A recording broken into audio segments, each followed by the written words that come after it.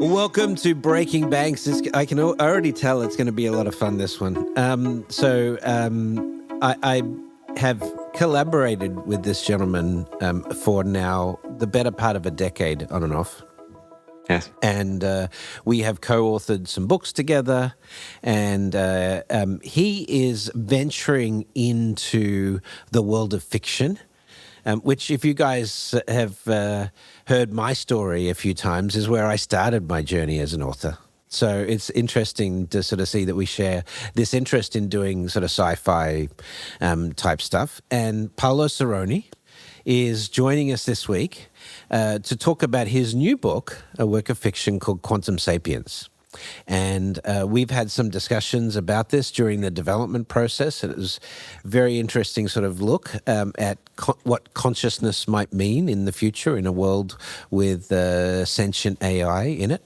At least, well, I don't want to steal your thunder here, Paolo. So first of all, welcome back to the show. And secondly, tell me a bit more about the core thesis behind the book, and what was the motivation for you in telling the story? So, Brett, thank you for having me here again. And effectively, I'm making a leap from non-fiction to literary fiction in order to capture a different audience, or if you like, provide content in different ways.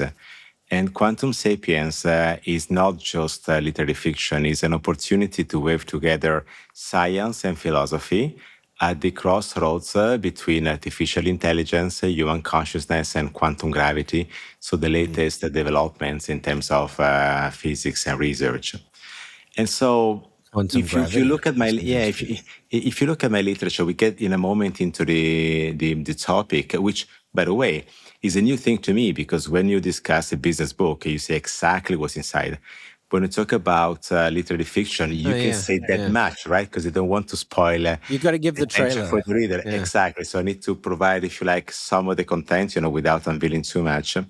But I started researching on the concept of fundamental uncertainty in financial markets 25 years ago.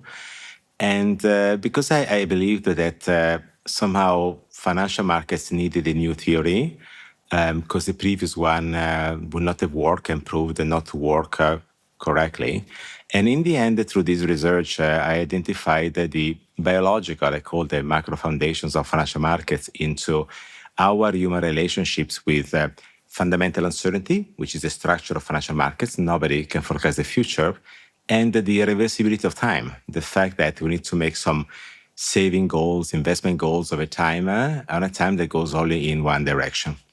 And through these 20 years of research, I sort of discovered that financial markets are a wonderful space for the investigation of some of the aspects of consciousness, because some neurobiologists also relate consciousness in its intensity to the relationship we have with the decisions that have to be made facing uncertainty.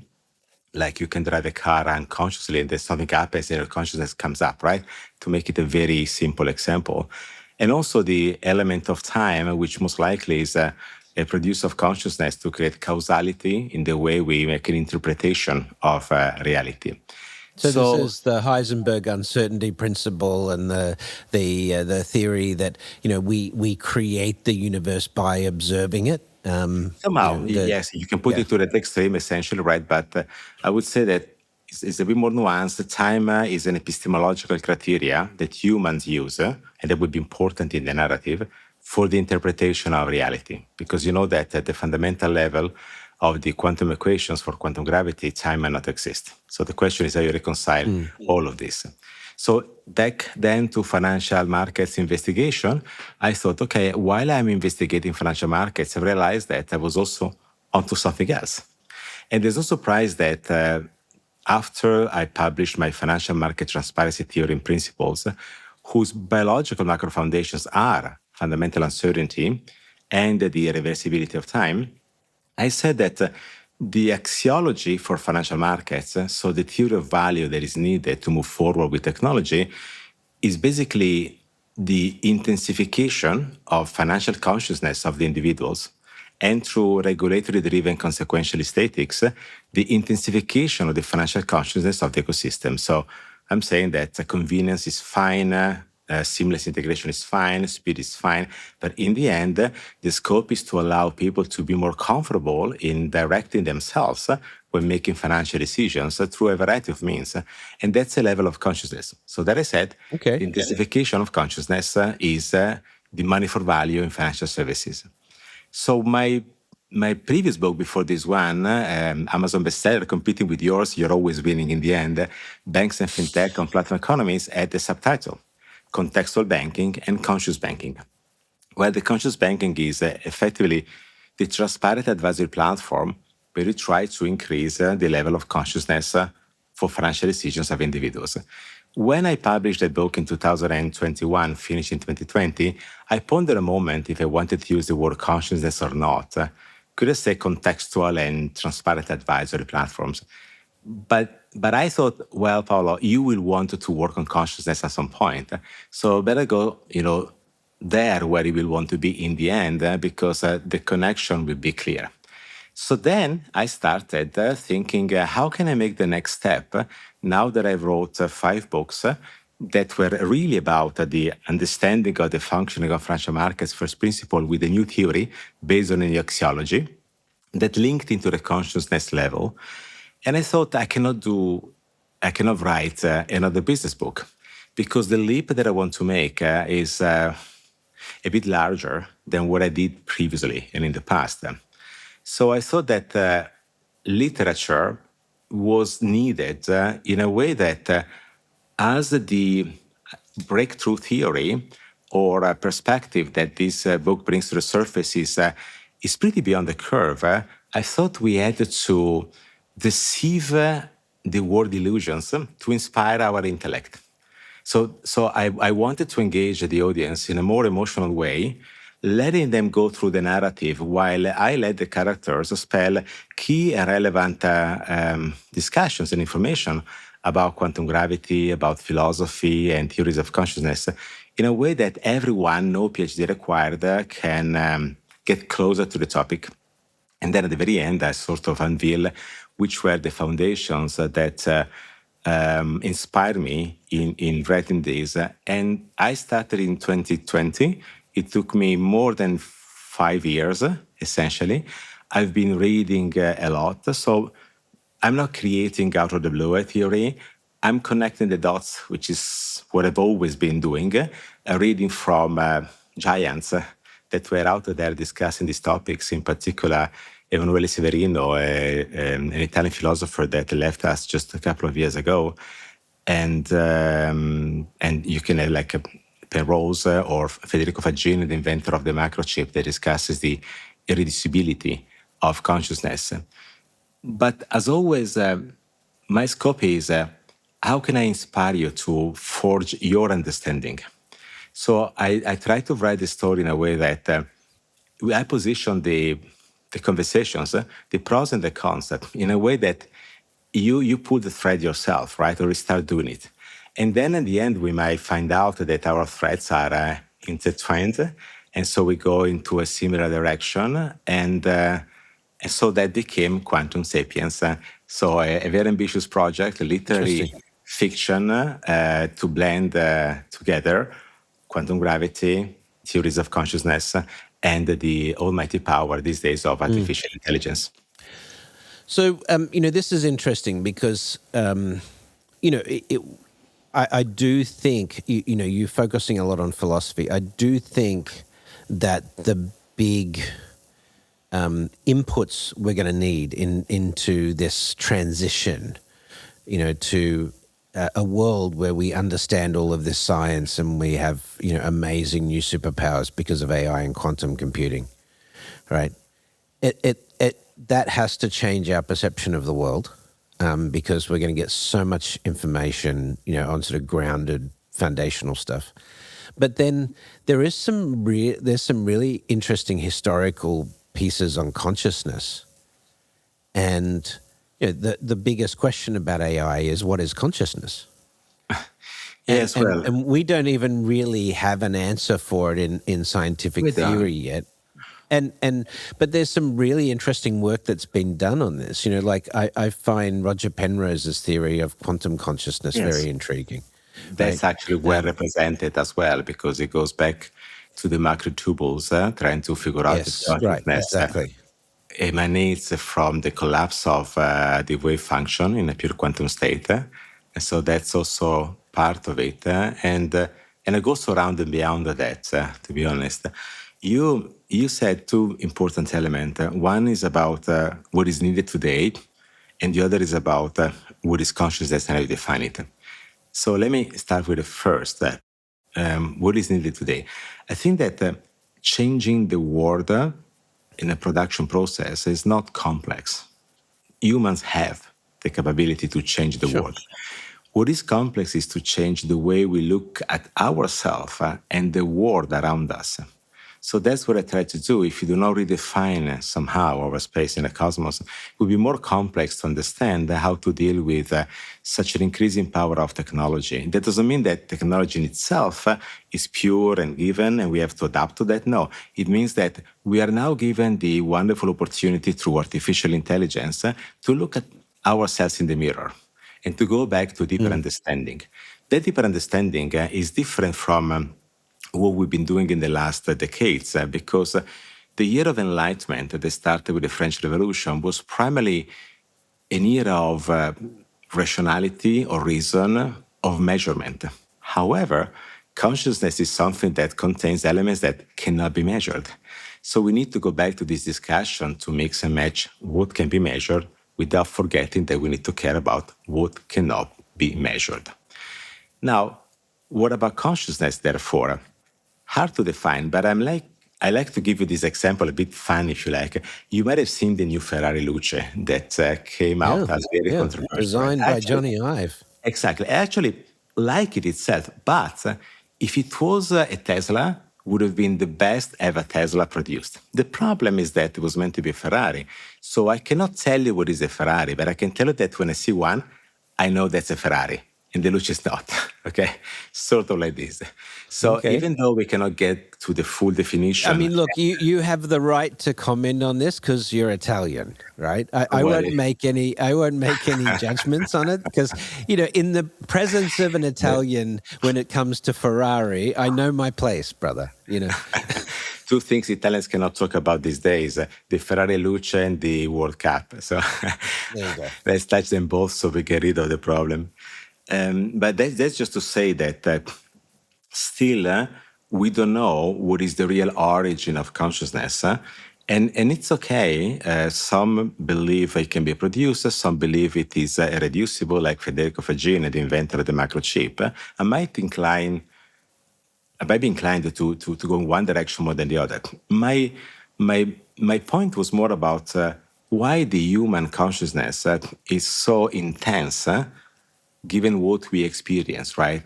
What is the thing, that creates that intensity, which, I if you mean, like, goes but back to connection with time and the fundamental uncertainty. But I mean, you're right. But in contrast, now we're realizing that our perception of reality is a very heavily filtered perception of reality. That our brain is interpreting it all the time. Yes. And we know people on psychoactive components, DMT, for example, say that what happens is the brain opens up to a more intense version of reality. And this is accepted science these days, right? But if you sort of think about the fact that we can have these altered conscious states where we have much greater perception of the world, in theory, this is how it's explained, then that in itself is a really interesting measure of the intensity of conscious you talk about. And then there's the panpsychism theory, which is that everything has consciousness, right? Yes, like And so, Federico. and AI is certainly going to give us a lot more awareness of that, because as soon as we understand that AI has consciousness, or at least can convince us that it has consciousness very, very convincingly. But at that point, when AI tends to be smarter than us, then we're no longer the alpha consciousness. And at that point, we start to recognize, well, Well, now we're using AI to translate whale song, and we're using AI to translate dolphin speak. And, we're understanding elephants have all of this communication, yes, but we're modalities and mixing stuff some of like the that. concepts, Brett. We're mixing some of the concepts also when talking about AI, right? And I don't I know the know, I future. know I went down the Yeah. rabbit hole a No, little no, no. bit, but A bit. I don't know the future, right? But if you like, the point here is the following, and I go there and then I explain how we can reconcile sure. space-time with quantum gravity to basically understand what it means that our perception of reality might be not necessarily what we used to be, and it can be something else, right? That's very important, but it's two different concepts. So when it comes to AI, AI hallucination, the first level of hallucination is not the fact that AI says something right or something wrong. AI does not know, knows nothing at all. The hallucination is the AI It's the pretends world to make model us problem, believe, right? they pretends that we believe that it knows something, right? So that element of make believe is the first element of hallucination. But why does this matter? It matters because language does not convey everything that we expect language conveys. So mathematics. Example, I can say, I love this book, Quantum Sapiens. I can say, I love my wife. And Brett, I love you too. Now, I use the same word in three different contexts, and the meaning is very different. And you say, okay, I understand the context well. But Brett, when I say I love you, do you know how much? You really don't know. It's very private, like a quantum information. The Mm. meaning is inside me. I try I to would convey it ask to you you. to use one of the 6 Greek terms for love instead. They seem to be Well, more precise. yes, Agape, of course. philia, Yeah, but it's of course. etc. So in back then, okay, the Greek tried to define a little bit more, but like in Germany, you can't define everything really. So that's when the Italians came up with opera. So I'm trying to, convey that meaning, I love you, with more words. Like poetry is what it's trying to do, because poetry is rich of meaning. So that you will never know. So what happens is that there is a difference between the landscape and the map. So the landscape is the meaning that I have inside. And the map is what tries to describe that meaning. It can be a flat map or a Google map, very enhanced, but still is a map detached from the meaning. So language in AI is detached from the meaning. It's pure performance.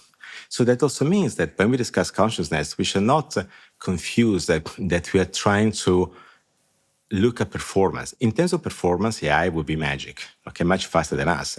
But if performance is not all we are, then we need to look at something different that AI today does not possess. So, how can we discover this thinking about quantum gravity and space time? I think we need to go back to Greece, as you just mentioned. So I took inspiration from the work of Emanuele Severino to review two of the pillars of Plato's philosophy that have been shaping the Western philosophy ever since. The first one is the concept of poiesis, which is, if you like, production, where Plato assumed that there is always a process of production, destruction, production, right? So it's the dynamism of the world. And in essence, that dynamism is a concept of time. You produce, you destroy, and you produce again. And then he said something else that knowledge will make us happy. So that means that the more we do, the more we know, the happier we are, right? Mm. However, through 2,000 years of evolution of philosophy, we reached its logical collapse that was revealed by an Italian philosopher and poet of the 1800s, Giacomo Leopardi, a genius who lived less than 40 years and wrote like crazy, and his poetry is amazing. And he basically said that most likely Plato had it wrong because he didn't have the right starting point. Knowing that the universe goes from a big bang into another big bang, in reality, the process is not the production, destruction, production, but it's nothingness, production, and nothingness, where the only eternal thing is nothingness. However, he said, if true knowledge is that in the end there will be destruction, that will scare us. So we don't want that. because we, as humans, want to stay positive, right? And that's understandable. So we create certain narratives. One can say religion, one can say movies, one can say whatever, right? In order to comfort ourselves. But this way, Leopardi, that brought the modern philosophy to its terminus, got into a dramatic catch-22, the fact that good is not the center of the universe. Evil would be, because it's a process of distraction. So that's when Emanuele Severino made a step forward and he said, to resolve this contradiction, we can be inspired by quantum gravity. Because if becoming, which is that process that Leopardi describes from nothingness into something into nothingness, is illusionary, as at the fundamental equation of quantum gravity, time does not exist, then we just have to understand that our perception of the universe, which is experiential, is based upon our experience through time, is actually faulted. And it's okay, because that's what we are. We are humans. So understanding that the way we perceive the world in space-time is an illusion is a complex element to be discussed. But that's what quantum gravity explains us. So that what's in quantum gravity is the instant, the present, the now, which is the eternal element. So what Severino does is he recreates, by understanding the error of humanity, a view that is about the eternal present, where we can recoordinate ourselves to understand that although we are all special and different, we are all part of the same thing. So collaboration, right? So progress, looking at humanity is what matters, instead of egoism that we intensify in the attempt to survival, facing the anguish of this process from nothingness when we are born, destruction, right, to get into nothingness again. So in essence, it happens that with this perspective, space-time and quantum gravity are not contradictory. It's just that space-time is the way we experience reality. And quantum gravity, most likely, as far as we know today, is what lays in the reality which stays outside our experience. Now, you understand why I got into literary fiction. How can you understand that when all we want to do is to measure, and we cannot measure this different reality? Well, we need to make a poetic leap, right? We need to deceive the word illusions to inspire our intellect. So I thought that the best way to describe these concepts, which are very deep and mind-blowing, would not be to be very prescriptive, but to let everyone approach these ideas step by step through this narrative of quantum sapiens, which in a moment we may say a little bit about the plot, and then let everyone make up their own mind, right? Their own mind. Let's take a quick break at this point, and then let's come back and discuss the plot after the break. So, Paolo Seroni, the author of this is your fifth book or sixth? My sixth book as single author, seventh with yours, and together. Right. And the first work of fiction he's done, it's called Quantum Sapiens. We're going to be back with him just after this break. Welcome back to Breaking Banks. So before the break, we were talking with Paolo Seroni about his new book, Quantum Sapiens. And, we talked a lot about quantum gravity, and we talked a lot about the theory of consciousness, philosophy behind that. But tell us a bit about the plot, because you've talked about this narrative that draws people into this world and gets them to make their own conclusions. But what's the plot vehicle or the plot device you use to get us there?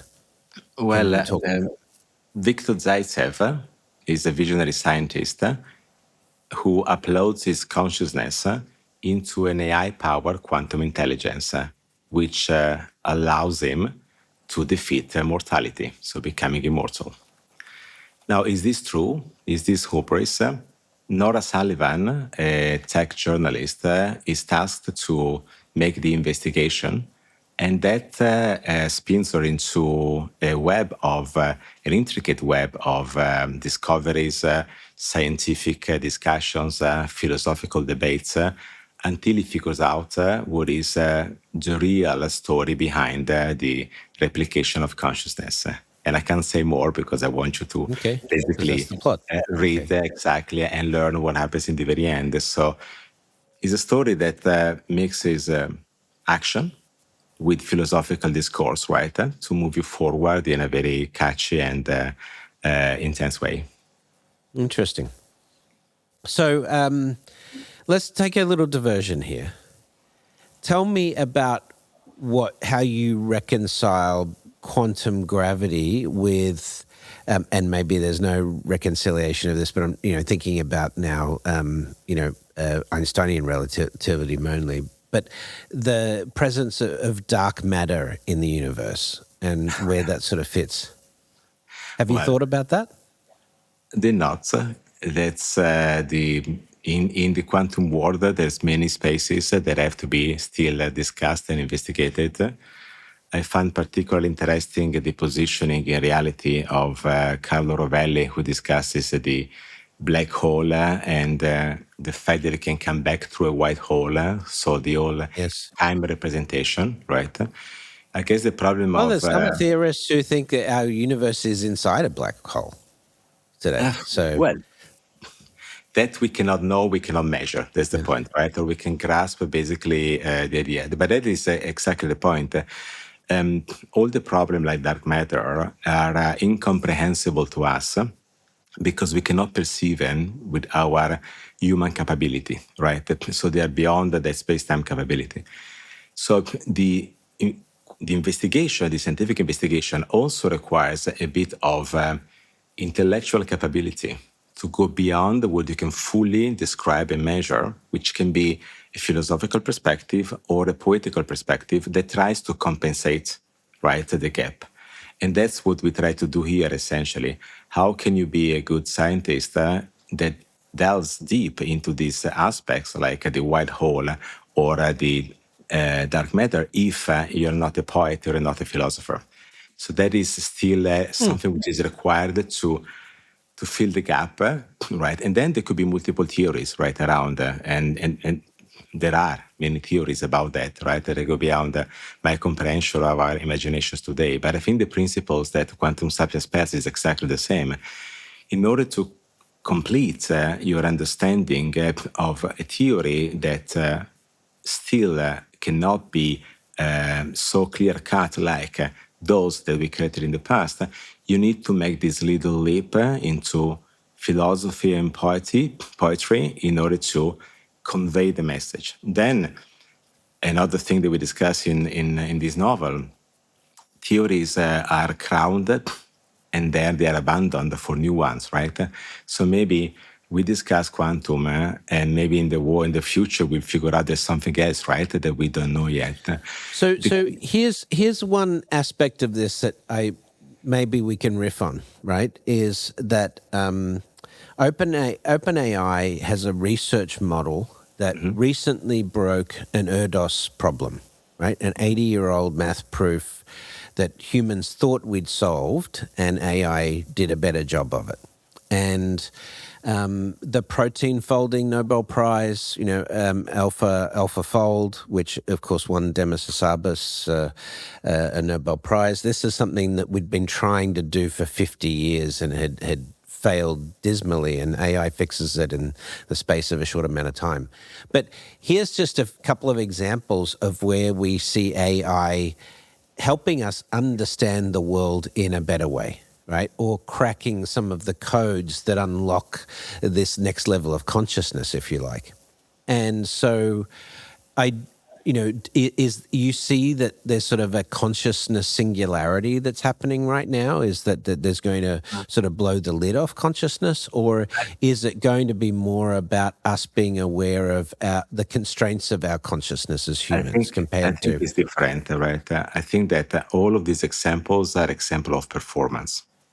In terms of performance, AI, quantum will be unbeatable. We know that, and we create them to be like that, right? Yes. But is performance all we are? Because if performance is all we are, then we are machines clicking along. No, but it doesn't really. It does. No. But does that matter? In reality, it does matter because. Why does it matter? It matters because when our usage of technology allow us to reconsider what we might have forgotten, which is the immeasurable part of ourselves, as human beings, we can better understand what we are effectively because somehow we forgot it. And it matters because if we only believe in technology, we risk to reach the collapse that might happen together with technology. Give you an example. We're all using headphones. Imagine there will be a solar storm and telecommunications don't work. So smartphones are off. What happens to us? Think about a teenager. If you take the smartphone off a teenager, the teenager's world most likely collapses. That means that there's something else that we forgot that we need to call back to be full humans, right? Being capable of facing our space in the planet, which is a small space. There will be much more around us, right, that we don't know and that might be very different and maybe even more intelligent than us, right? That is something that we cannot see. But that's why this matters, because we need to separate the success of technology from the success of us as human beings, because otherwise the collapse of technology will force the collapse of the human, and we don't want that. And once we learn that, we can go back as a feedback loop to better understand how we can use technology for the progress of humanity in a way that we don't compromise it through our egoistic attempt, the environment, right? So, I mean, is this the stochastic parrot argument that I hear you? You know, this is very Jan LeCun of you in terms of the way you're categorizing AI. But it's not about whether AI is a performance machine or whether it's truly conscious, because I don't think we'll actually know the answer to that potentially. But the point is that it gives us another way to perceive the world through that technology layer. And that's the thing that it is going to be the really heavily debated thing on consciousness. And we're having the debate right now, right? Yes, but I've read the criticism to LeCun the other day, which is actually fair, but that's not the point. The point is that the criticism was you might be right, LeCun. However, if what you think does not change the world, that people will want to change the world anyway, right? We want to get the convenience, we want to access the eye, and that's fair. So theories are not necessarily true because they are true when they're established, but those that change the world the most are those that are selected. But here is when we get into the problem. If this is the criteria that happened in the history of humanity ever since, because we moved from theory to theory to theory, and we had Galileo that was amazing, and then we had Newton, Einstein, right, and whatever else, we need to understand these aspects and discuss them so that whenever we choose a theory to change the world, we make sure that the way we change the world is mediated. Okay. Yeah, and I mean, I think there's a really interesting aspect to the key philosophical conversation that comes out of this is, what does it mean to be human? Yes, and especially when you have that, whether you call it performance technology or whatever, however you want to categorize it, but that. It means, you know, we like the stuff that made us human before, you know, our economic value as an economic unit of the economy, that disappears. So at least that forces us to be, well, at least, you know, I mean, that's the intent of a lot of these technologists. Can we make a parallel with banking? I always say that if you don't define value, you cannot digitalize value. So it can be that our definition of value was not well placed. So we have now a chance to redefine it. And AI, for example, gives us this wonderful reverse effect to look at each other in the mirror through language and see how we behave looking at how the machine behaves. And that gives a chance to improve. I give you an example of banking. Once, the CEO of a very large institution asked me why their colleagues don't embrace AI as much as they expect. So I asked back, how do you explain your colleagues the way you embed business strategy? And the answer was, what do you mean? And I thought, okay, that's the problem. So I provided a little example about that, right? And the example was, you know, there's a new Pope in Rome, and the Pope is American, but also lived in Peru. And maybe there are some banks that never managed to sell those Peruvian bonds and funds. So now the head of retail calls the network and says, hey, why don't you start that conversation, right? Because, you know, the Pope lived in Peru and then there are these products. You know how it works, like conversations, humans are not perfect, but, you know, everybody positions. Now, fast forwarding to the future where agentic AI manages everything. The head of retail had to call a programmer, explain the new strategy. The programmer had to understand, had to develop. He had to, or she had to, test it and then promote in production. And I say by that day, there might be a new pope. So things are not necessarily instantaneous. So if you don't know how you embed in your orchestration layer the banking strategy, which is how much you want to be successful and with which constraints, you will not be able really to deploy at scale. And not many banks are thinking about that. But there's something else that is happening, Brett. Remember that my fourth book that I launched during the World Economic Forum 2019 is the Financial Market Transparency Theory. The moment you embed the business strategy into the AI algorithm, there's something magic happening that becomes transparent to everyone, also the regulator, so that the bankers will be forced to reflect on their business model and how much transparency they have in the way they position with the clients, and they will be forced to change. So they have to rediscuss the differential value to make sure they can scale. And this is what is happening as well in terms of... We're probably going to enter this period of radical transparency. And I'll tell you why I think that's going to happen. It's not only, I think, that social media backlash and all of that, but what we have seen with Claude Mythos is the head of the NSA at a congressional hearing 2 weeks ago said within hours of them throwing Claude Mythos at the NSA's, most protected systems, it had compromised all of them, right? And if you think about what an AI that could lose all encryption, right? And access to all information becomes transparent, complete transparency. But what would that do to the world? It requires the sort of philosophical evolution of humanity. That's because once we learn all of these hidden truths and things like that, and you have a point. It's going to change our perception. And you have a point. Now, remember, when I talk about transparency, the opposite of transparency is opacity, not privacy, okay? So for me, it's always an institutionalist approach, protect the weak and sleek, the citizen, and make sure that the big players, the governments, the institutions, right, are basically made accountable. But what is happening is actually this. So technology is bringing us an opportunity to reflect about what we've been doing ever since, where we got to. If we can go through that journey, we can, get out of this unscattered with a better understanding of what to do with technology and how to reposition human values and human society. So in essence, Quantum Sapiens wants to do this from a little humble starting point, which is the hard problem of consciousness that can be resolved yet in the book, but can be well discussed. But quote unquote, you can transpose it exactly into your words, an example. Well, let's wrap it up, Paolo, because we are running out of time. But let me ask you this question. I assume that Quantum Sapiens is available on Amazon. Quantum Sapiens is already available everywhere on Amazon and soon... Wherever good books are sold. Yes, soon also in the bookstores. Okay, that's amazing. Well, if you have a book signing in a bookstore, let me know. I'll come. Absolutely. Wherever it is in the world. So it'd be, because it's always, it's such a cool thing to do a book signing in a bookstore. Well, I did it in the early days, but yeah. Yeah, I made the book signing at the Frankfurt Book Messe. Oh, so nice. The largest book fair in the world, invited by the United Nations Development Program for the presentation of banks and fintech on platform economies. That was also cool. But the intimacy of an indie bookstore is something that I'm really missing and I would love and crave for. Fantastic. Well, Paolo Cironi, thank you for joining us. How do people find out more information about Quantum Sapiens? Well, they can go to Amazon or thepcironi.com. It's like the Financial Times, thepcironi.com. All information is there.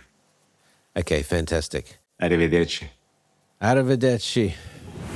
That's it for another week of the world's #1 fintech podcast and radio show, Breaking Banks. This episode was produced by our US-based production team, including producer Elizabeth Severance, audio engineer Kevin Hersham. If you like this episode, don't forget to tweet it out or post it on your favorite social media, or leave us a 5-star review on iTunes, Google Podcasts, Facebook, or wherever it is that you listen to our show. Those actions help other people find our podcast, and in return, that helps us build an audience that can be supported by sponsorship, so we can continue to provide you with our award-winning content every week. Thanks again for joining us. We'll see you on Breaking Banks next week.